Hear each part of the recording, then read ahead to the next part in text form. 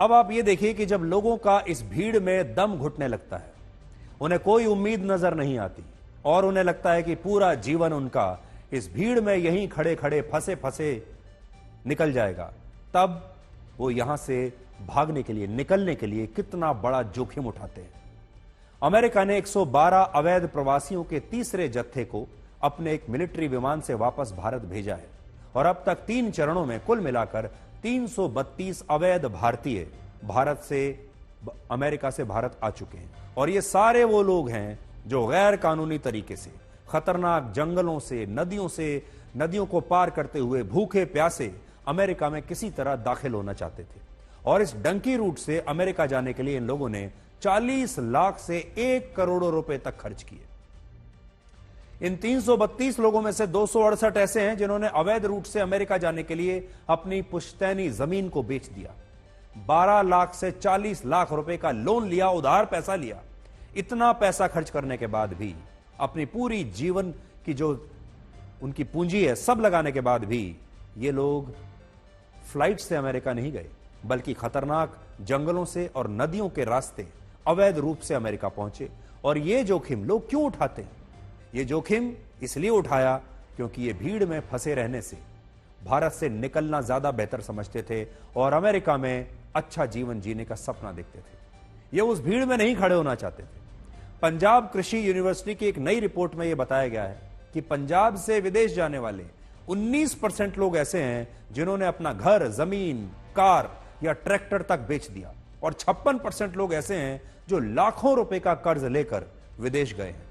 अगर इन सभी लोगों के कर्ज को जोड़ दिया जाए तो पंजाब के लोगों ने अकेले विदेश जाने के लिए ही 14,342 करोड़ रुपए का कर्ज लिया है, जबकि 5,639 करोड़ रुपए इन्होंने अपनी जमीन, मकान या वाहन बेचकर विदेश जाने के लिए जुटाए।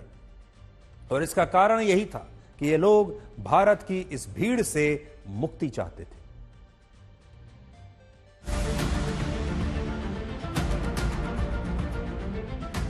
अमेरिका से डिपोर्ट किए गए भारतीयों का दर्द बस इतना नहीं है कि उन्हें वापस भेज दिया गया, बात इससे कहीं ज्यादा है।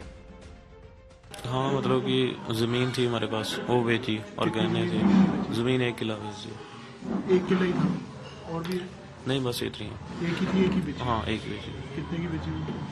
वो बेची 25 की। बाकी फिर कैसे किया? बाकी गहने थे दोनों बहनों के। आप 2 बहनें आपकी? हाँ। शादी हो चुकी है? हाँ, शादी हो चुकी। आप अकेले ही हो? हाँ, मैं अकेला। तो अभी आपने क्या सोचा है जितेंद्र, क्या आगे क्या रास्ता है? आगे कुछ नहीं, बस बाहर नहीं जाऊंगा, यहाँ पे इंडिया रहकर कोई अपना काम चलाऊंगा, बाहर नहीं जाऊंगा। लाखों का कर्ज लिया, जमा पूंजी, जमीन, मकान, अमेरिका के सपने के लिए कुर्बान कर दिया और लौट के वापस वहीं आ गए जहां से चले थे। 45 लाख में बात हुई थी। 45 लाख ले चुका हमारे से। हाँ जी, वहाँ जाने से पहले 45 लाख ले चुका जीवन से। बाकी क्या हुई थी और कहाँ पैसे दिए, कितनी किस्तों में दिए, कैसे दिए? पैसा तो ऐसा दिए किस्तों में, पहले उन्होंने 20 लाख मांगे, उसके बाद फिर वो पहुँचने के बाद बोलते रहे अभी मेरे को इतने पैसे दो भाई, मैं आके जब इसको आगे भेजूंगा। फिर वो अपना पैसे पूरे ले चुका था।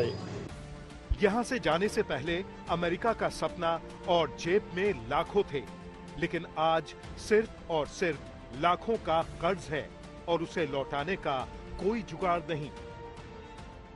90 लाख रुपये लग गए जी दोवें भरा। हरियाणा का अनुज अपना मकान बेचकर अमेरिका गया था और अब उसे वापस भेज दिया गया। 65 लाख रुपए हमारे से लिए गए थे कि भाई हम आपको सेफ पहुंचाएंगे और वहाँ काम भी दिलवाएंगे, जो बॉन्ड होगा वो भी भरेंगे। ऐसी ही कहानी अमेरिका से डिपोर्ट किए गए ज्यादातर लोगों की है और आज ये सभी लोग कर्ज में डूबे हैं। सवाल ये है कि अब ये भारत में लौटकर क्या करेंगे और लोगों का कर्ज कैसे चुकाएंगे। आज तक ब्यूरो।